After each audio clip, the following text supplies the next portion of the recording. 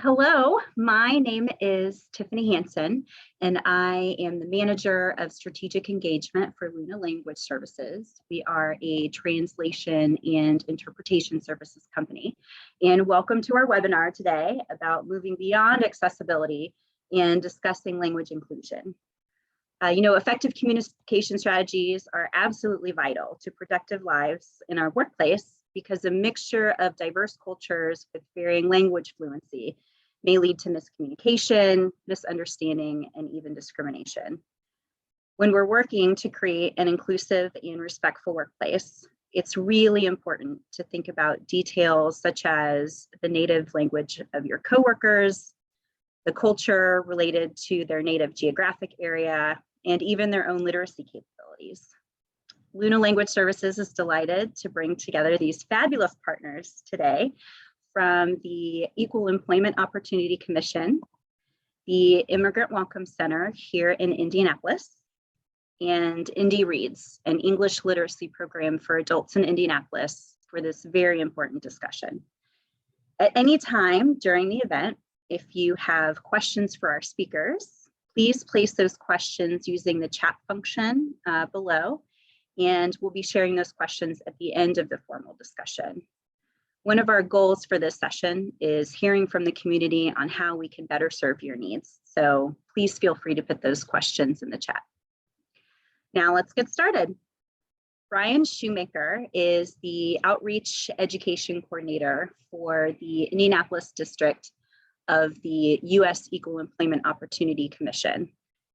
He'll be leading the discussion today. And if you haven't met Brian yet, he's been with the EEOC since 2001, serving as an investigator, a supervisor, and he now provides training and outreach programs focused on the EEOC laws and regulations, and has given respectful workplace training to private companies and advocacy groups.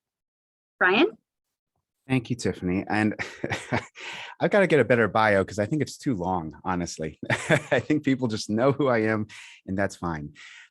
Before we started today, I wanted to just tell a little bit of a story. And I think it deals with communication in a way I think you'll find interesting. So I'm originally from Philadelphia. And so I live here in Indianapolis with my wife. And so for the holidays, every once in a while, we'll go back to my parents' house in Philadelphia and we'll celebrate the holidays. And so I was just back a couple Thanksgivings ago, and it was the day after Thanksgiving. We were having dinner at my parents' house and the table was still set, so it's this really long table. My mom is at one end, my dad's at the other, and then my wife and I are in the middle of the table. And so, we're having leftovers, Thanksgiving leftovers, and we're eating dinner. And from one end of the table, midway through dinner, I hear my mom say, would anyone like any potatoes? And so I look down and I see that there are, in fact, potatoes in front of me. But I think to myself, I'm not interested in potatoes. I've got some on my plate already. I don't need any right now. Don't want any potatoes. So I say nothing, right? Because I didn't want any potatoes. Few minutes go by and my mom, again, from one end of the table says, would anyone like any potatoes? And again, I look down and I see that there are potatoes in front of me. And I think to myself again, well, I didn't want potatoes the first time, not interested in potatoes the second time. So again, I say nothing. All right. A few minutes go by, and I think some of you already know where this is going. A few minutes go by and my mom gets up from the end of the table, walks over to where I am, grabs the potatoes and says, I was asking for the potatoes, and she sits back down. And she was upset. She was angry about this because she thought she was asking for the potatoes a couple of times and I was ignoring her, which in reality was probably what I was doing. There was miscommunication occurring in that instance, and there were some feelings that got upset and some people got angry about that. All right. Now, if you think I'm blaming this on my mother, I am absolutely not, right? Communication, at the very least, is a two-way street. Okay. And so what was I doing? Somebody was trying to communicate to me and I was simply ignoring them. I wasn't paying any attention. I wasn't acknowledging that they were even talking, right? I was just in my own head, right? I didn't understand, so I just ignored. And the reason I bring this up is a lot of times in the workplace, we have instances where people are trying to communicate because guess what? People communicate in different ways. Cultures communicate in different ways. And so when people are trying to communicate, we ignore it, or we don't, acknowledge that even that person is even attempting to communicate. And it breeds these types of rude behavior. It can breed things like harassment and discrimination, all things that the Equal Employment Opportunity Commission are trying to prevent. So one of the best ways that we have found in order to prevent discrimination from happening in the workplace is to really be open in the ways that you think about communication between employees, between management, just communication in general in your workspace.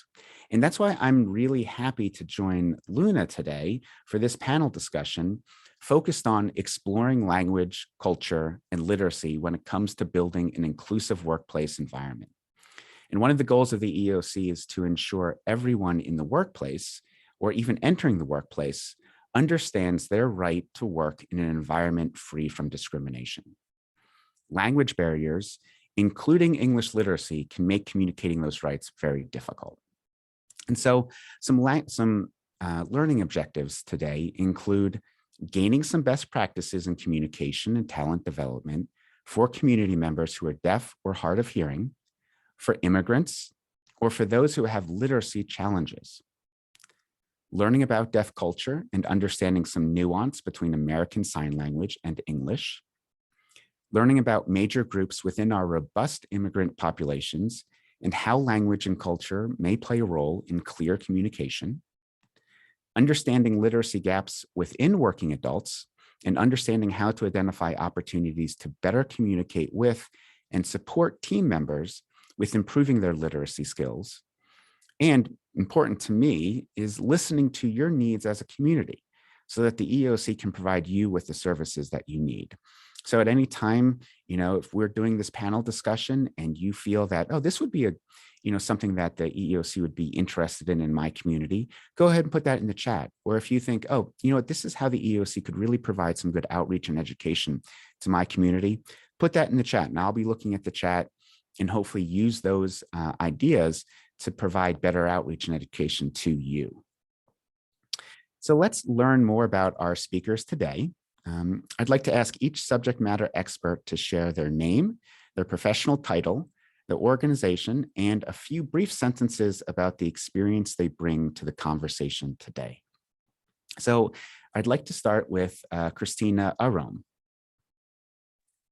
Good afternoon. My name is Christina Rome, and I serve as the Director of Programs and Operations with the Immigrant Welcome Center. We're located in Indianapolis.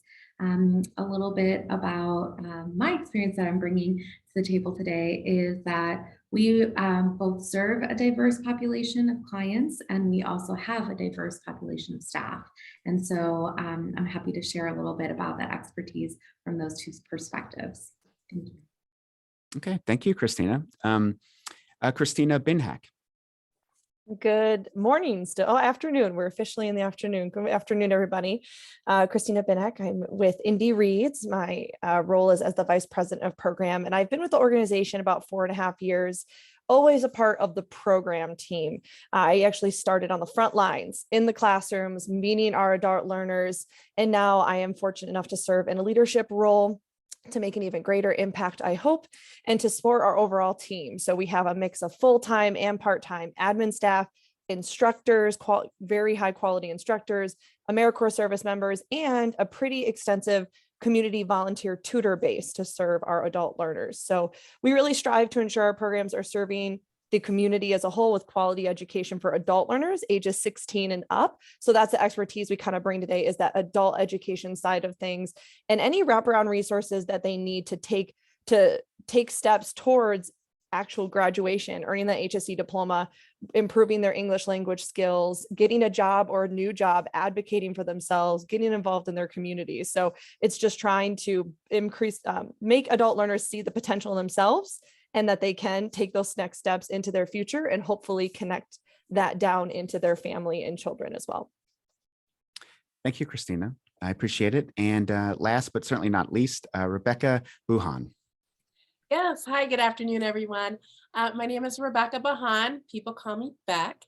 And I am the Director of American Sign Language Services and Education for Luna Language Services. I've been with Luna, this is my 9th year.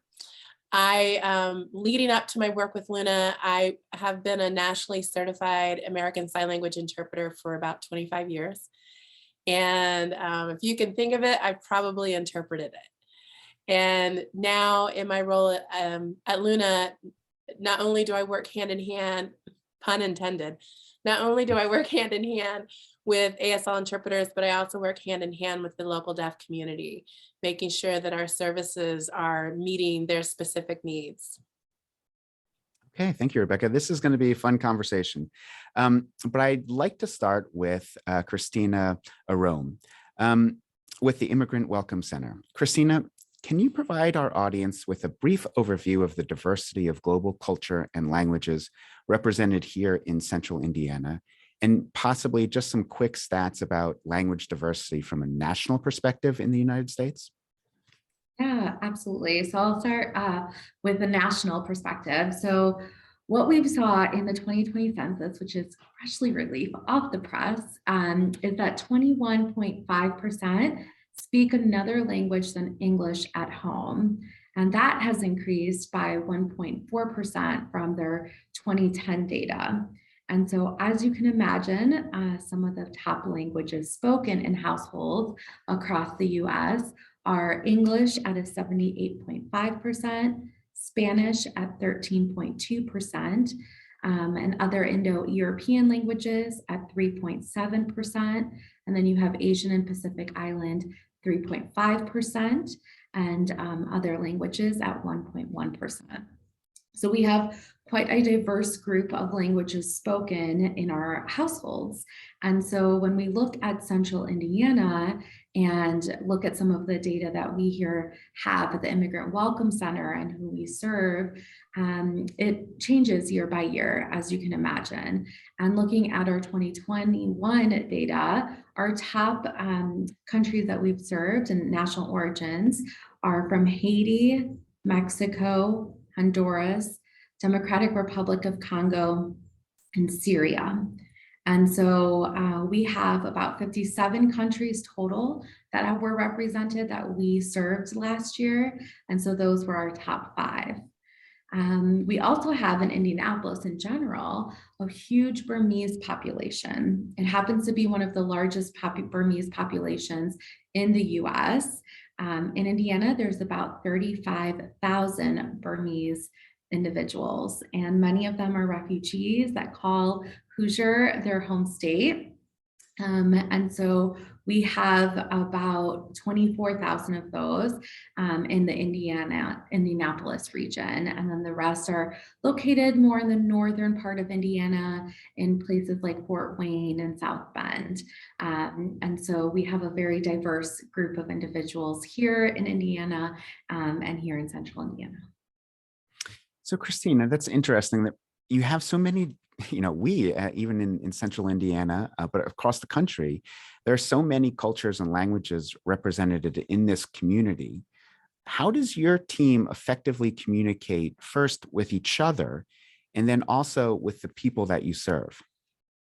Yeah, that's a great question. I would say that first off, we are curious. We are curious of our different cultures and our experiences, even if we share similar language, right? Spanish, for example, we might be from different places. And so we're always curious to learn from one another about our cultures. We also try to be accessible. So we really encourage, that all of our, website is accessible in different languages, that we're able to communicate in different languages by using Luna services or others, our own individual staff might be able to translate and provide information in their own languages.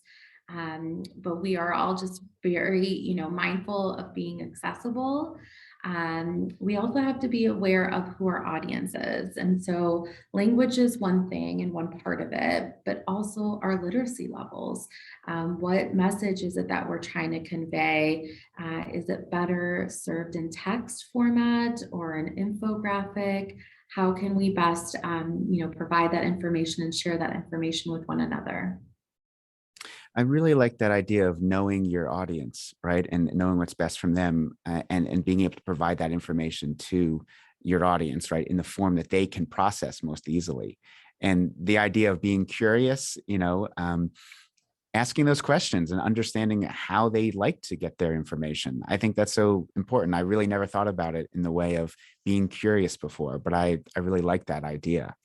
And kind of speaking of this language and culture, are there any examples, or could you provide us with an example of when language and culture was extremely important to get right in a community exchange, either internally with like your own team or externally with like a community member? Yeah, so one of my favorite examples is speaking in Spanish with a colleague. There is, even though we're from different cultures and countries, we use words some differently. So our now and later is interchangeable. So when I said, yes, I'll go right now in Spanish, they thought that I meant I'll go there later, right? And so there's just some miscommunication that could happen, even though it's the same language and the same words, but they mean different things in different cultures. So it's really important to know that and have that experience.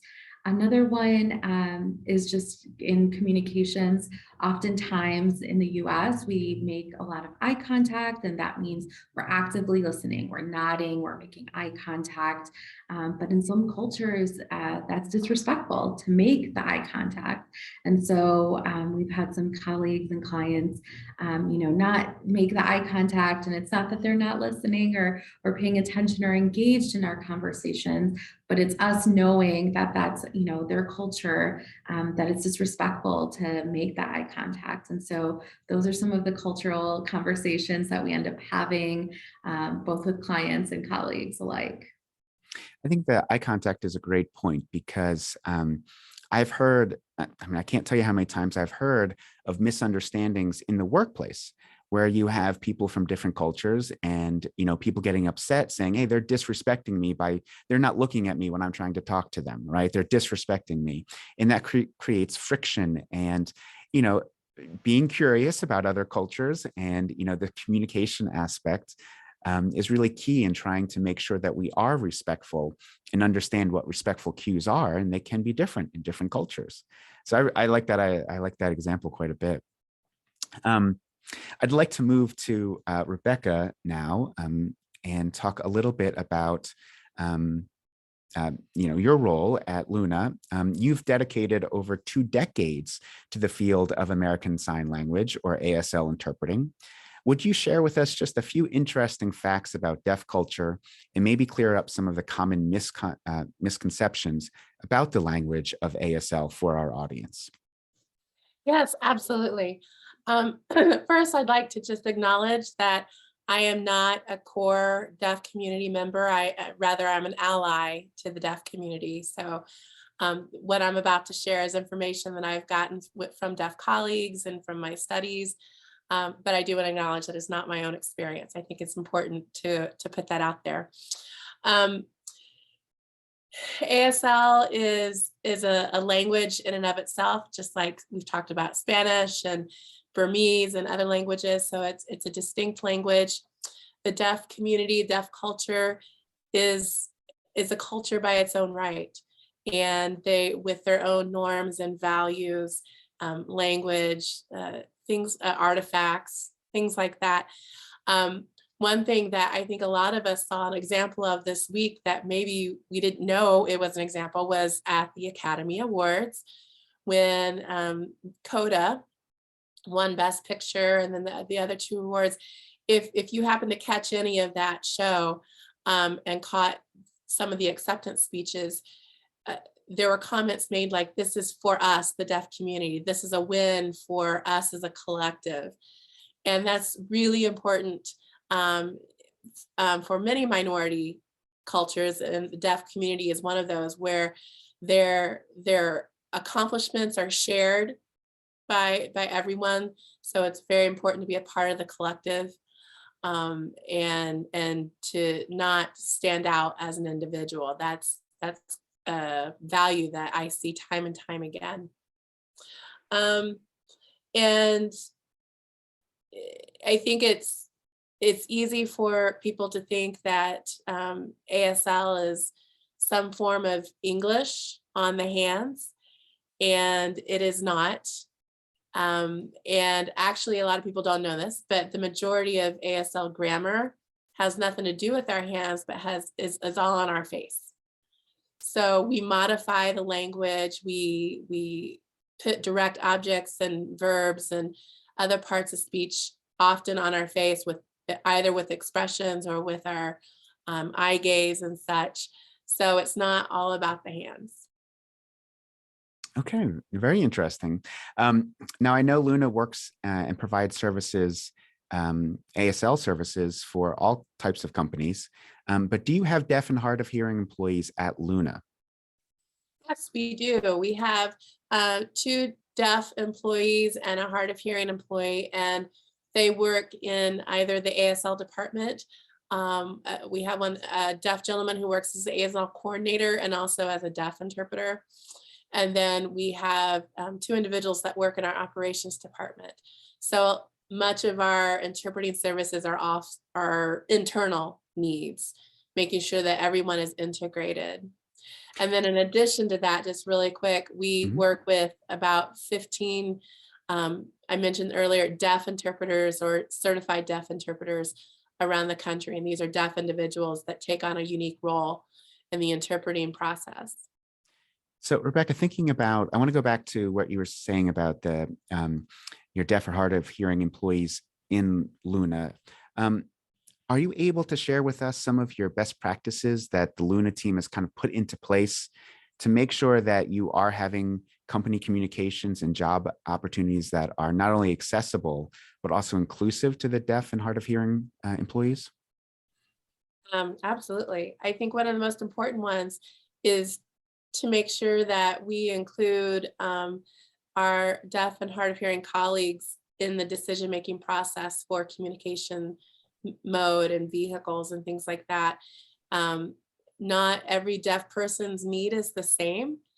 And too many times in their life, deaf people have had hearing people make decisions for them and about them without including them or bringing them to the table.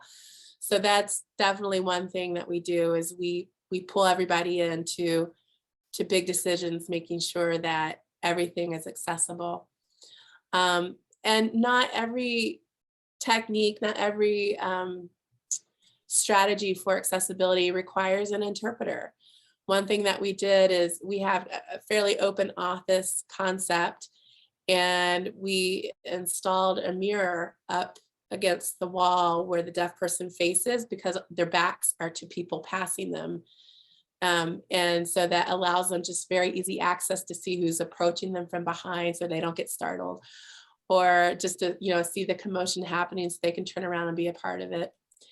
And something else that we do is we have it in our ASL department. We have signs that say ASL zone all around, so that our ASL team knows that when we're in the office, we need to be signing, even if we have to talk and sign at the same time, just to make sure that at any point, one of the deaf folks that work here can join in on the conversation and can catch that office chatter that is often missed when access isn't available. I like the idea of the fact that bringing people into the decision-making process. I think a lot of time, and I'm just thinking from an EEO, point of view, we have, maybe higher ups in leadership, and they want to be inclusive. So they try to think of all these ideas without actually asking the people that they're trying to include, right? So just bringing people into the, the discussion, the conversation, I think is so powerful. And I appreciate you reminding us about that. Yeah, that's wonderful. Thank you, Rebecca. We have been talking a lot about language that we use in everyday conversations, but I do want to focus on one of our strongest communication tools in the workplace, and that is written language. And so Christina Binhack here, I'm glad you can join us today. In your role of overseeing programs and curriculum for Indy Reads, you must have an abundance of research about the needs of the community when it comes to literacy. Can you share with us some of the main data points that first drive your work, but also the strategic decisions that you make around adult literacy and programming in Central Indiana? And that's a big question. So, if you need me to help you go through it, I can. That's a lot to ask for you. No problem. Thank you, Brian. Yeah, the bottom line is that to us, illiteracy is a root cause of inequity. Like you said, there's not only spoken, but written language.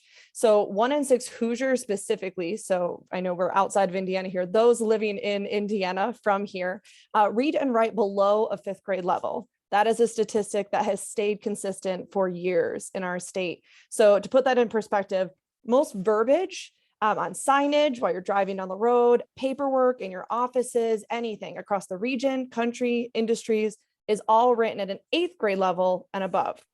So 1 in 6 people, you're in a room, we have 6 people on this call right now. One of us could be reading and below 5th grade level. That statistic, I've been with Indy Reads 4.5 years. Long before that, it's stayed consistent as a state. So that is the number one that drives us to know that when we're creating things, when we're helping do curriculum write-up materials, emails to our students, we have to stop and think about what vocabulary are we using, because our instincts is to go 8th grade level and above. But you got to think about back to, I think, Christina's point about the audience, knowing your audience and that they are 5th grade level and below, possibly. So, and it connects beyond that into intergenerational aspects of education as well. We've been trying to really push into a 2-gen model lately, because children whose parents have low literacy are 72% more likely to have low literacy themselves. So if you just think about it, if the kids are coming home with homework, they need help on their school studies, it takes a whole village, right? The teachers are there during the day, but the parents at home, the family are there to support the children. And if the parents read below a 5th grade level, the children often follow suit because they don't have that support at home. So it's something definitely to consider. We also know that people of color and minorities experience higher rates of illiteracy, and that there's a strong correlation between low literacy and poverty. So nationwide, 43% of adults at the lowest reading levels live in poverty, and 70% of adult welfare recipients have low literacy levels. So it's very clear cut correlations. Is that what we've been seeing over the years? And then in addition, education has been proven as a very good intervention method for crime prevention. So 43% of persons who are formerly incarcerated are less likely to return to prison when their literacy levels increase. If you can use education as an intervention method, it opens up more doors to them that they didn't have before to make different decisions for themselves. So we keep all of this data handy in every decision we make for strategic planning, but it always still comes back to our students themselves and the goals they make. The first conversation we have with every single one of prospective students that show interest in our program is, what are you hoping to do from this? You're joining class. Why? What's your short-term goal, long-term? And often short-term goals is where they lie. Long-term is very hard. They're putting out the immediate fires in their life. They have so many barriers around them. Short-term goals is usually where we start. And our hope is through their experiences with us and their literacy levels increasing, they can start to think on that long-term and the welfare of their family. Christina, those are some really interesting statistics. Is there a way that we can find those statistics for a website? Is it Indy Reads website? We share a lot of them, and we do link them on our website for where we've pulled them from. Pro Literacy is a really good nationwide one. I see some familiar names on the participant list here today that have probably heard of Pro Literacy. So we get a lot from them. They do some great research projects every single year. And so they would be a really good go-to, very extensive website with all of those studies. But we do have a lot on our website, on our About page as well, where we parenthesize where we get statistics at. Absolutely. So Christina, thank you for that. And in thinking of adults who may have poor literacy skills, a lot of those adults have been very good at hiding their poor literacy. So it can be very challenging to identify when someone needs more support with literacy and approach them in a sensitive way.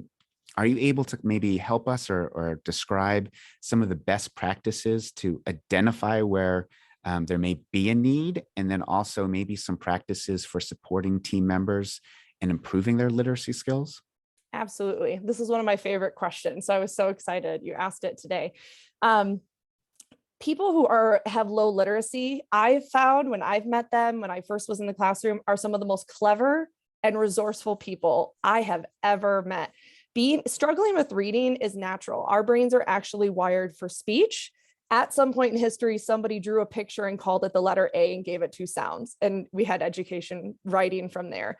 So sometimes our brains are just wired differently. They need an integrative approach. You can't be all phonics. You can't be all sight words. You need a little bit of everything, especially the adult brain, where we're no longer sponges like we are when we were 5. So keep that in mind, that it has nothing to do on IQ or smartness, intelligence, or however you want to view it. It all comes down to learning how to read is not natural for us as a mammal, as a human being. And some people find it easy, some people do not. It's all how you're individually wired. So people who do struggle with literacy, they often find excuses to take materials home and complete them. If you hear an excuse commonly of, I forgot my glasses, I hurt my hand yesterday, can I take this home? Once it feels better, bring it back.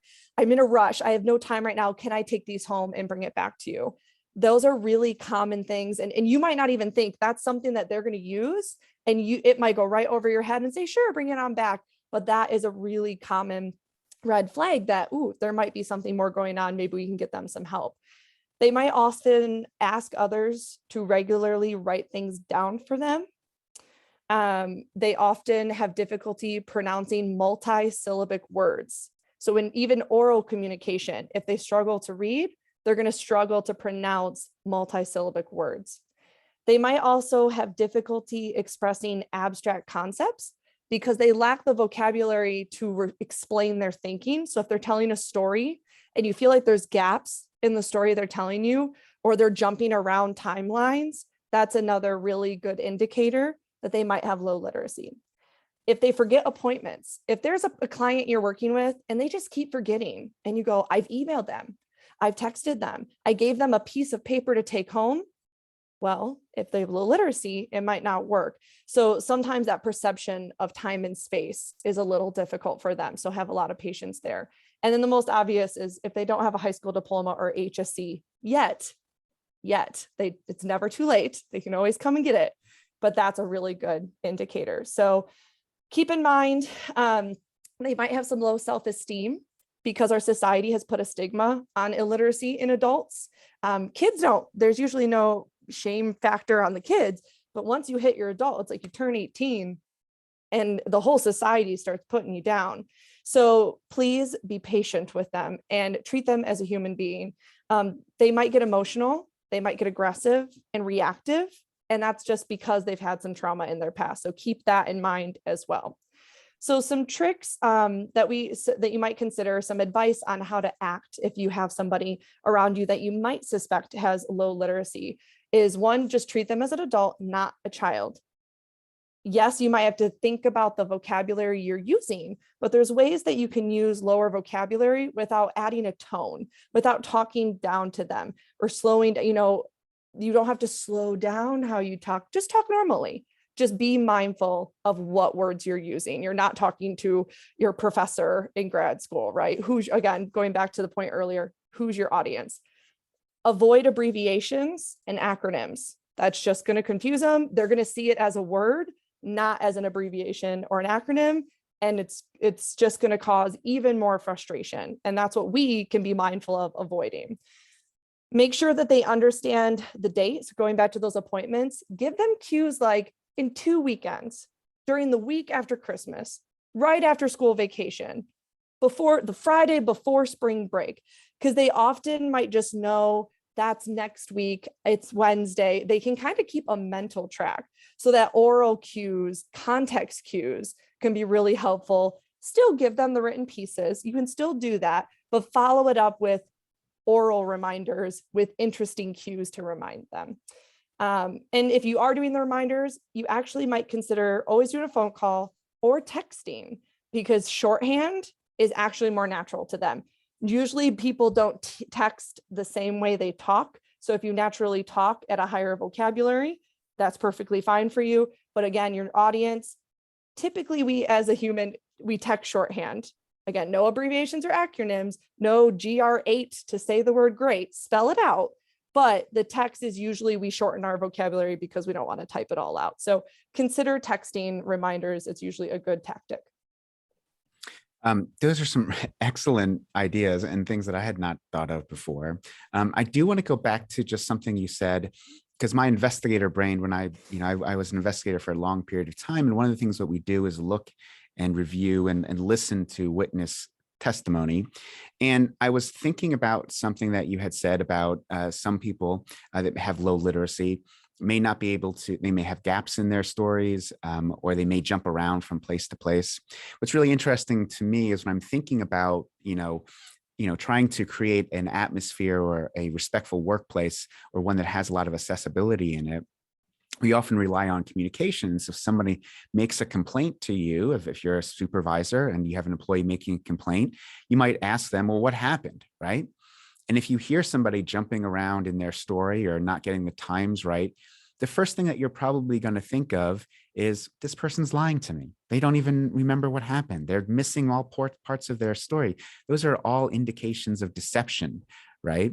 And that may not necessarily be the truth, right? It may be that there was some trauma involved, because trauma can do the same thing, or it could be that they might have low literacy. So I think that's a really important thing to keep in mind when and if you ever were to get a complaint from somebody and their story may not track like you would think their story should track. There may be some other things behind it. Low literacy may be an issue, or even trauma may be an issue. So that's a great point. Thank you. And I just wanted to kind of bring it towards maybe more of an Yeah, employer absolutely. communication point of view. So thank you for that. So you've talked to us a lot about, some of the ways that we can help, and that you could help in the workplace, people with low literacy. Would you be able to share maybe a success story that you might have had with somebody in a community member, maybe that was impacted by improving their literacy skills?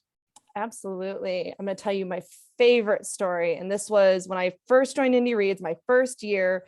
I was in the classroom doing all the testing, which means I had to convince people who struggle with literacy to take a standardized test. Let that settle for a second. Nobody likes standardized tests, especially if you struggle with reading. So there was one student that her motivation, dedication, she always was willing to do anything it took to get her literacy up and take the next steps in her life. And her name was Margaret. And she was a student in her 60s. She came from a low income household. She received public assistance. She had a learning disability. She had a lot of barriers in her way where putting her education first was hard. She actually had already had her HSE. She had earned that before. So she was already on her way. But she came to us because even though she'd passed that test, her goal was to enroll in college to join a medical assistant program. And her literacy levels were not at the college readiness level. So there's something else to consider. You could have a diploma of any kind, but the literacy levels still might have to go higher to take that next step into an even higher education field. And she was focused on it. So when she came to our classrooms every day, twice a week, she rode 2 buses to get to class and 2 more buses to get home. And if you know anything about the Indianapolis bus system, it's a couple hours of bus riding both ways. So she was dedicated and she had nearly perfect attendance all year. And if she ever was going to miss, I remember she would call and profusely apologize and just feel so bad. And she would ask for homework. She was that dedicated, and I'll never forget it. When she wasn't in class, she was taking care of her granddaughters, because even at that, she's putting her kids first. She was trying to make sure her kids had the opportunity to work on their education. So she took care of her granddaughters to help them, because often that's the family unit, right? They're trying to avoid that illiteracy getting passed down. So she had a lot on her plate. So after about a year in our literacy programs, she increased her levels all the way up to a 9th and 10th grade average in reading and writing. And she got accepted into Fortis College's medical assisting program, which that type of position averages $30,000 a year. So that helped improve her income level and got her above the poverty line. She ended up graduating with honors. She reached out to us, invited us, and the student navigator, who's kind of like our school counselor, went to her graduation, and we got amazing pictures.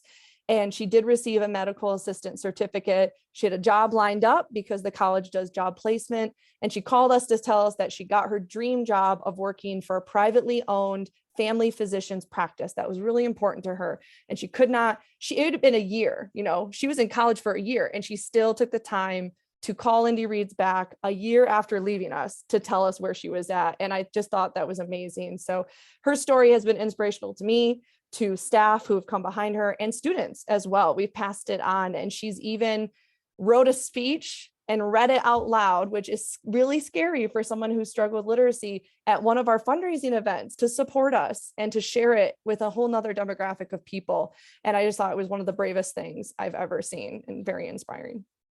That's a wonderful story, Christina. And what I really enjoy too are this idea of, someone who I would consider a vulnerable population, right? They have low literacy skills, but yet they're working hard and they're able to get back into the workforce. And that's one of the things that the EEOC really is striving for, is how can we teach people, what their rights are when they get into the workforce. And your organization obviously is helping get people into the workforce. Christina as well, with immigrant rights as well, helping people in the workforce, and Rebecca too with Luna and providing language services, I think is wonderful. And one of the things, before I open it up to questions, one of the things I'm really interested in is being able to, reach these communities from an EEO perspective. And one of the examples and the reasons why I'm thinking about this is because I had a challenge when there were some Afghan evacuees were stationed in Camp Atterbury. And I went down to talk to those evacuees, to talk to them about their employment rights, because they all have visas. They're able to work in this country. So I went down to talk to them about their employment rights. And the first thing I thought of was, let's grab a whole bunch of written material about EEOC stuff so I can pass it out to, the thousands of people that are down there. And guess what? I didn't have anything in the languages that they spoke. So I had to quick, try to find those documents, and I didn't have time to get everything translated. So I just went down, and we had some translators down there from the State Department. And we started, talking. And what I realized was, even had I gotten that information translated into a language that they could understand, they weren't able to read that. A lot of the evacuees were illiterate. And so, it got me thinking, how do then I reach out to these vulnerable communities? And we have the same problems here that, Christina was talking about, with people that speak English. English is their primary language, but yet, handing somebody an employment, pamphlet about Title VII of the Civil Rights Act of 1964 isn't going to be helpful for that individual.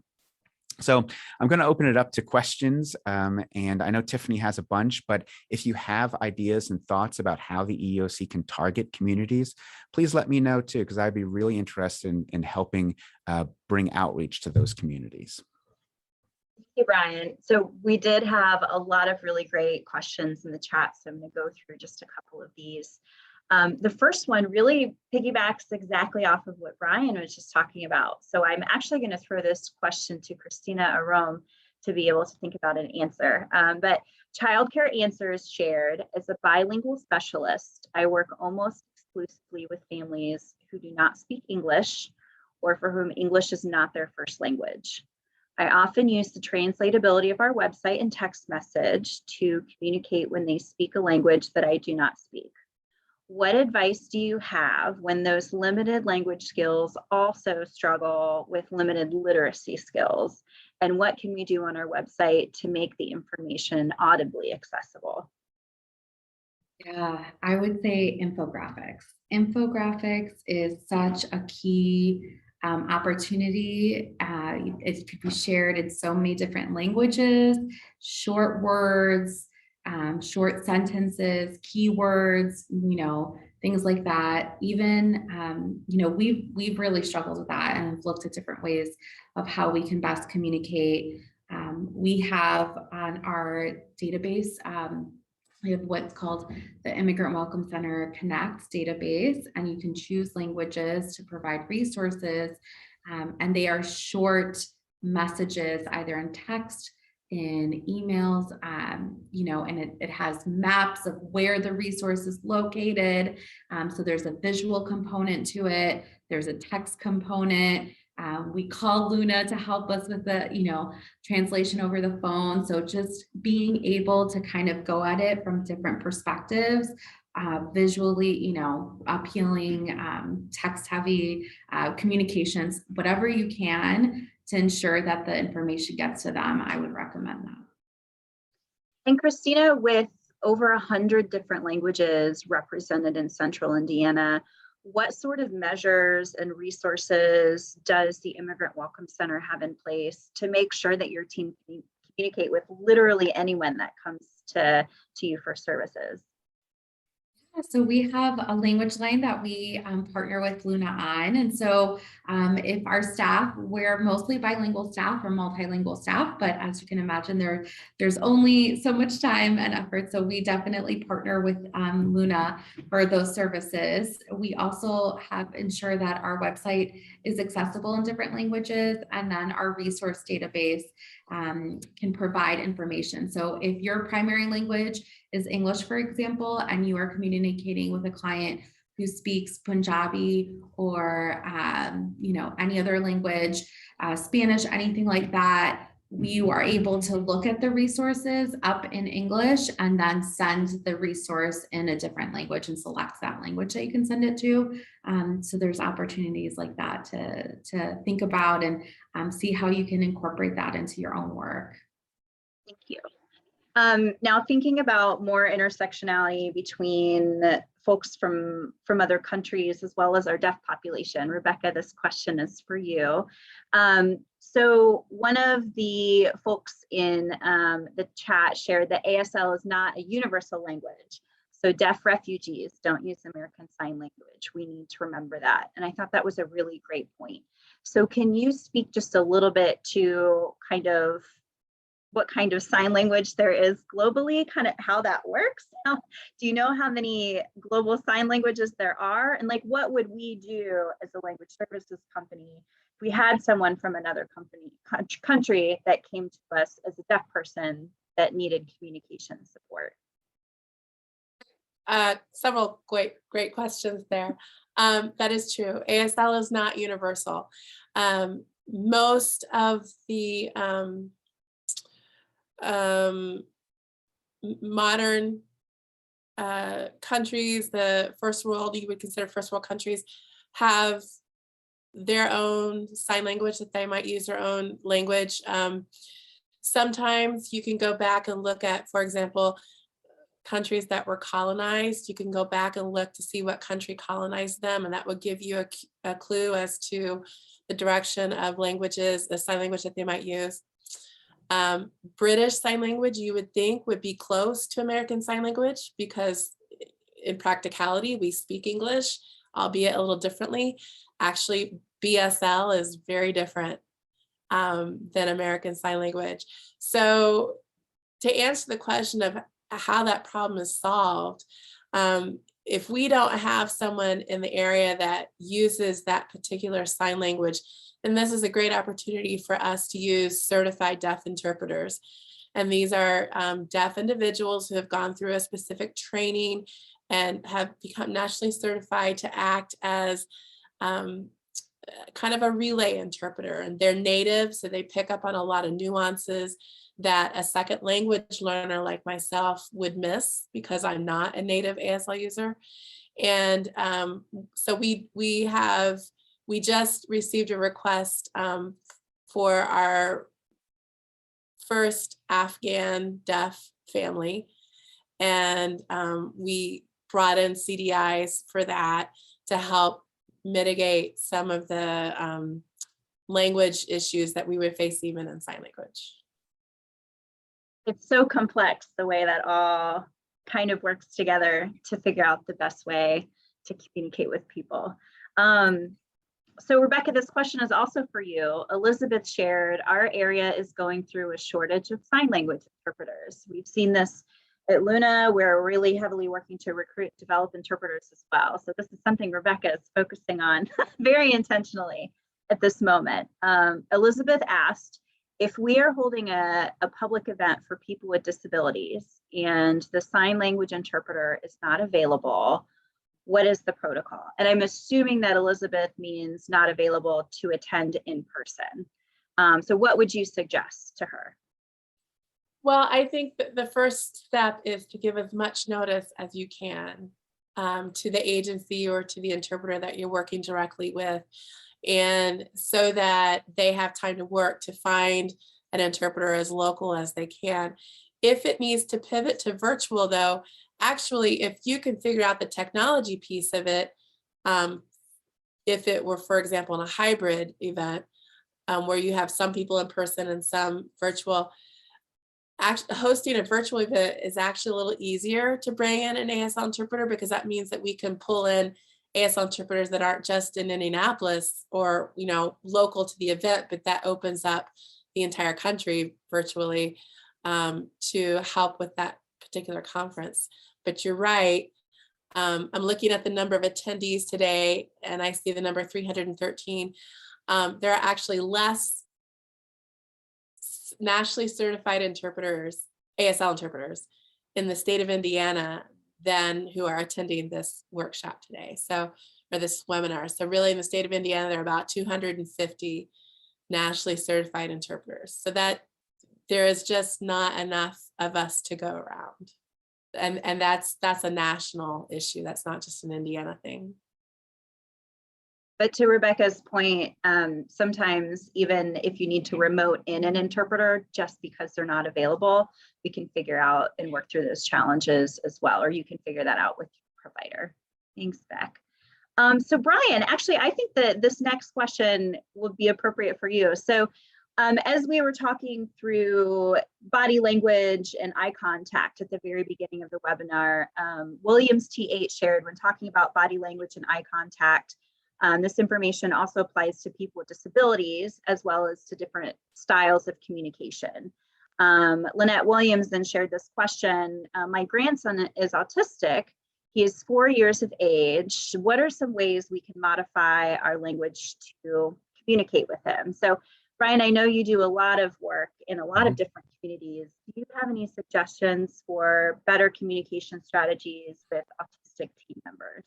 I really don't. And I'll be honest with you, I don't really feel qualified in order to speak to that particular issue, because when I'm dealing with people with disabilities, it's usually work related.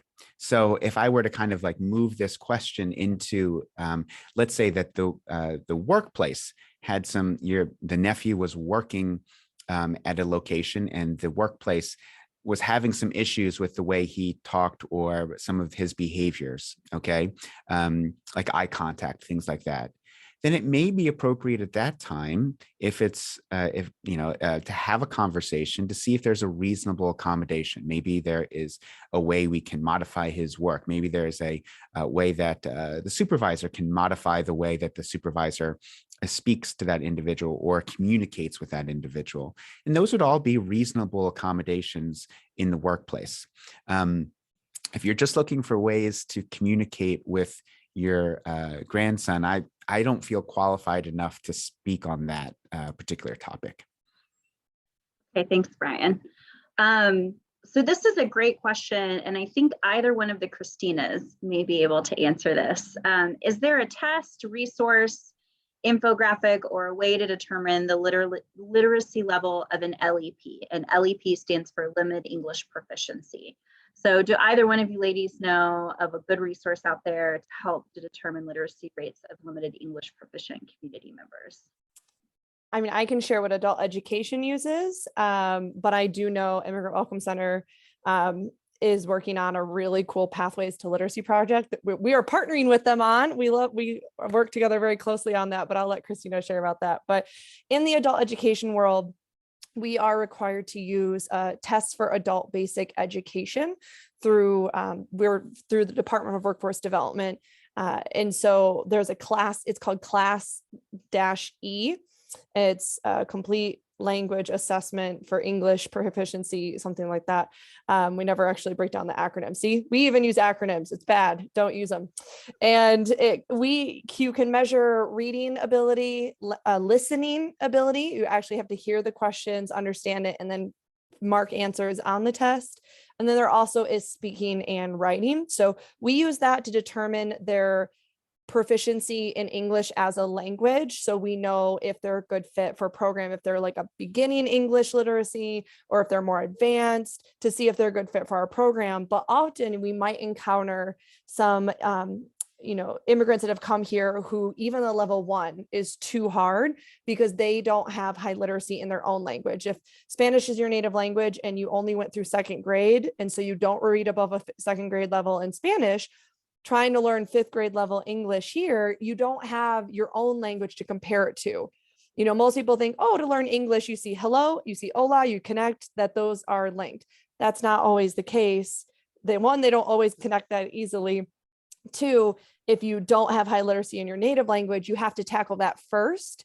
So they connect back to, if English is your first language and you read at a very low level, it's the exact same for them, just in Spanish, they read at a very low level, and they actually have to go through a slightly different curriculum before joining the adult ed world for English just as a second language.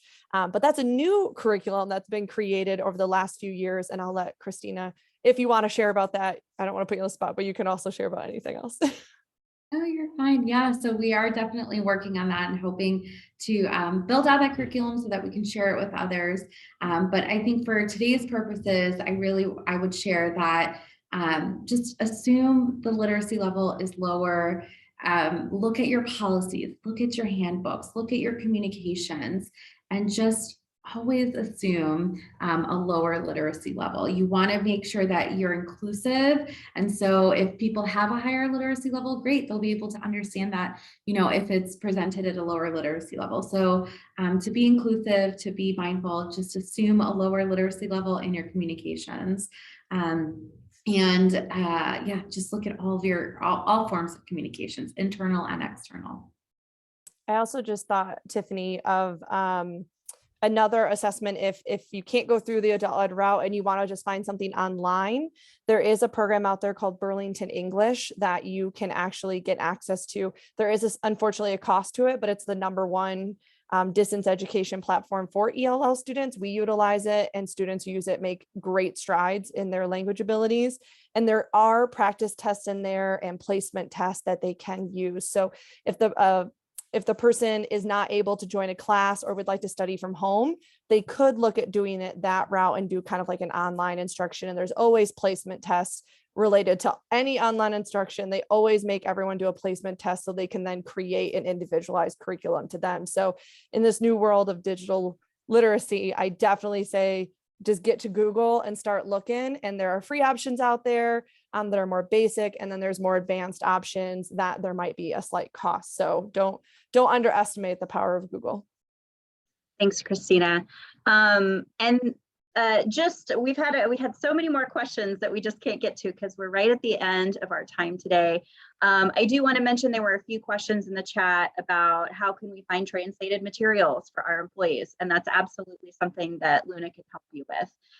What I'm going to do at the conclusion of the program is I'll be sending out an email to all of our registered participants that has the contact information for all of these fabulous subject matter experts in there.